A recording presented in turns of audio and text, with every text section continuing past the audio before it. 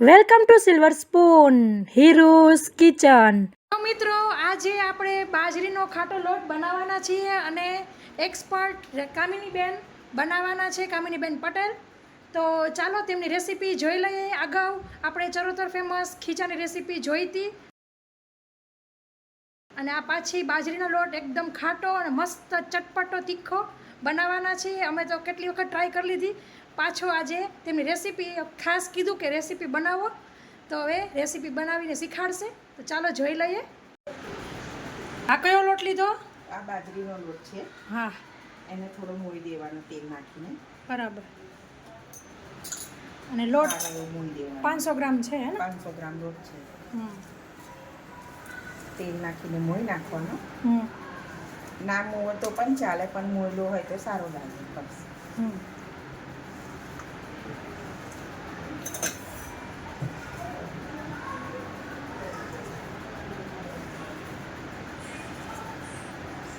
બે ચમચી જેટલું તેલ નાખ્યું છે કા? 2 ચમચી જેટલું તેલ નાખ્યું છે.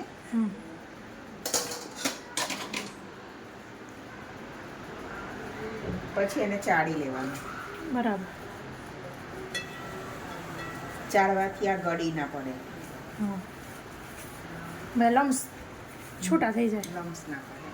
મિત્રો 500 ગ્રામ તો વજનથી તો તમને માપ કીધું, પણ વાસણમાં કેટલું માપ થશે તે તમને હમણાં આગળ જતા વિડીયોમાં ખબર પડી જશે. તો સ્કીપ કર્યા વગર પૂરો વિડીયો જોજો.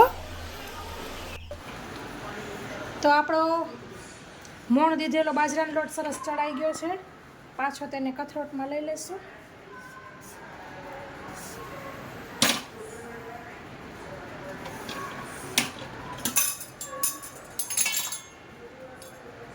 હવે એમાં તેલ નાખવાનું. હવે કઢાઈમાં તેલ લેવાનું.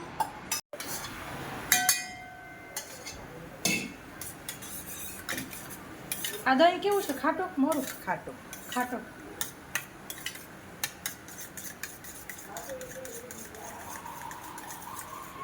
આ બગડું છે ઘીનું. હા, બગરું કે કીટું તમે જે કહો તે લેવું ઓપ્શનલ છે. જે આપણે કીટું ઓલા છાશ બનાવી, માખણ બનાવી, ઘી કરી ત્યારે ઘી કરીએ તેનું છે આ. બરાબર. એનાથી સરસ લાગે, અંદર ઘી હોય ને. મિત્રો તમે દહીંની બદલે ડાયરેક્ટ ખાટી છાશ પણ લઈ શકો છો. બગરું કીટું જે કયો ઈ આપણે ઘી આ બનાવી. ખાટું હોય ને તો વધારે સારું લાગે. બરાબર. થોડું પાણી નાખવાનું, પછી આમાં નાખવાનું પાણી. બરાબર. આદુ મરચાં છે, આપણે એને ગ્રાઇન્ડ કરી લઈએ.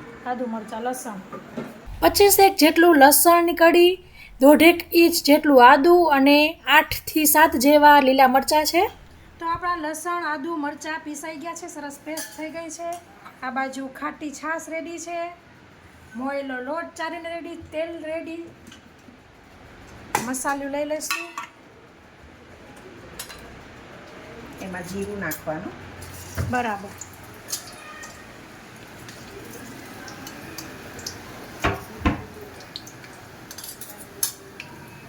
થોડી હિંગ નાખીએ. બરાબર. જીરું ને હિંગ.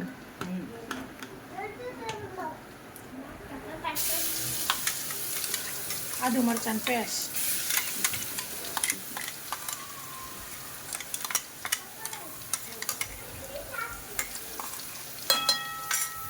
એને હલાવવાની થોડી. ગેસની ફ્લેમ આપણે સ્લો રાખેલી છે.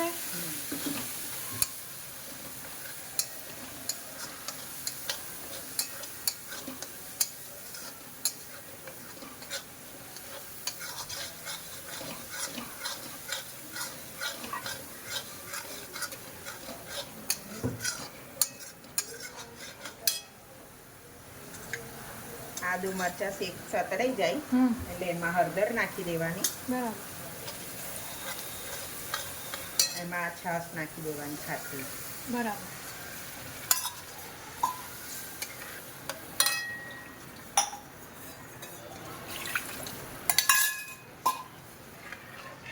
છાશ અને પાણી જેવી રીતે ખટાશ હોય એ પ્રમાણે એડજસ્ટ કરી દેવાનું. આ જ્યારે આપણે ઘી બનાવ્યું હોય ને, હા, એને એ જ વાસણમાં બનાવો ને તો પણ સરસ બને. બરાબર. તાજું ઘી બનાવીએ ને ત્યારે હા. બનાવવાનું. ઘી થઈ જાય તો ડાયરેક્ટ સીધું એમાં ને એમાં તે હા, દિવસે એમાં આનો કરી દેવાનું. આનો જ પ્રોગ્રામ કરી નાખવાનો. આનો પ્રોગ્રામ કરી નાખો. મીઠું નાખી દેવાનું એટલે છાશ ફાટે નહીં. બરાબર. સ્વાદ પ્રમાણે મીઠું. હવે એને ઉકળવા દેવાનું થોડીક વાર. બરાબર. મિત્રો કામિનીબેન તો એક્સપર્ટ છે એટલે બધું અનમાને તે બનાવી લેતા હોય ને એકદમ પરફેક્ટ જ બનતું હોય છે, પણ આપણને અને આપણા વ્યુઅર્સને માપ જોતું હોય છે. તો આ જે છાશ ઉકળી તે પહેલાં જ મેં કીધું હતું એટલે તેમણે એક સરસ વાસણમાં માપ લઈ લીધું અને પછી તેને પાછી ઉકળવા રાખી દીધી અને લોટનું પણ માપ લઈ લીધું. તો ચાલો જોઈ લઈએ માપ. આ બાજરીનો લોટ મોયલો છે. આ જેટલા વાસણ બાજરીનો લોટ હોય એટલું પાણી લેવાનું, થોડુંક ઉપર નાખવાનું. જે પ્રમાણે ઢીલો ખાવો હોય તો ઓછું વધારે નાખવાનું. હા, અત્યારે ટૂંકમાં આ વાડકા લોટ છે. હા, આ 2 વાડકા છાશ ને પાણી થઈને છે. ખટાશ વાળું રાખવાનું. પાણી ઉકળી ગયું છે, છાશ પાણી વાળું.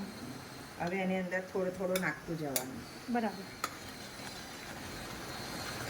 ટૂંકમાં કોઈ પણ એક વાસણ સેટ કરી લેવાનું, એટલું ને એટલું જ લેવાનું. સેમ. મિત્રો આવી વાનગીમાં એટલી એક્સપર્ટતા છે કે દર વખતે અંદાજે જ બનતું હોય અને પરફેક્ટ બનતું હોય, પણ આજે આપણા માટે માપ કાઢ્યું છે પણ તે માપ પણ એકદમ પરફેક્ટ બન્યું છે. તો મિત્રો એકદમ સરળ માપ છે. 2 તપેલી બાજરીનો મોયલો લોટ લીધો છે અને 2 તપેલી ખાટી છાશ લીધેલી છે. ગાંઠા ના પડે, પેલો મોયલો હોય ને એમાં. હા, પેલામાં ગાંઠા પડી જાય છે. આ લોટ જેટલો ઢીલો હોય ને એટલો ખાવામાં મજા આવે.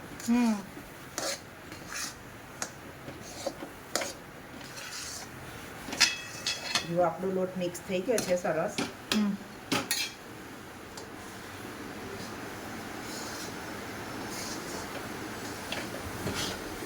હવે એને ગેસ સ્લો કરી દેવાનો.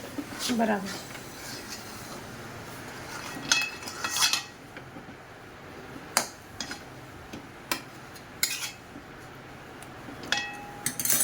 અને આવું રાખવાનું. હવે એને ઢાંકી દેવાનું. સ્લો ફ્લેમ કરીને. સ્લો ફ્લેમ રાખવાની. હવે એને કલર હોય તો એની પર મૂકી શકાય, બાકી લોઢી પર મૂકી દેવાનું. બરાબર. જેમ આપણે લાપસીમાં સીજવા દે હરવે ધીમા ગેસે એવી રીતના. હવે એને 15-1 મિનિટ રહેવા દેવાનું. સ્લો ફ્લેમ, પછી લોઢી ને પછી રીતના લોયું. 15-20 મિનિટ રહેવા દે તો પણ સરસ થઈ જશે લોટ. બરાબર.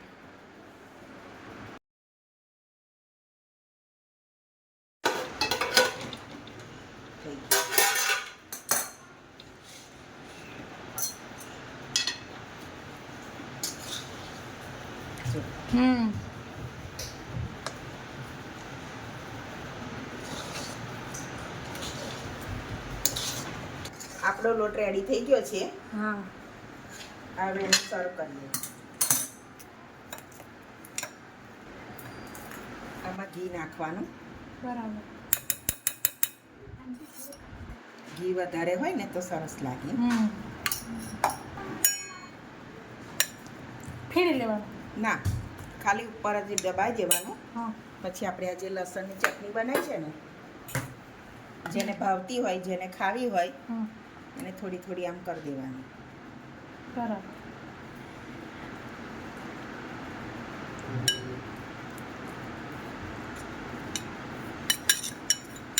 જેને જે રીતે ખાવી હોય એ રીતે લેવાનું. તીખાસ લસણની ચટણી આપણો લોટ રેડી.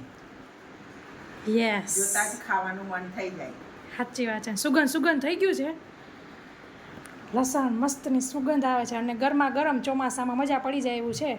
તો જરૂરથી ટ્રાય કરજો. અને એકદમ સહેલું માપ છે. જેટલો લોટ હોય એટલી છાશ. છાશ ને પાણી. એટલે તો દહીં છાશ એકલી હોય તો પણ ચાલે.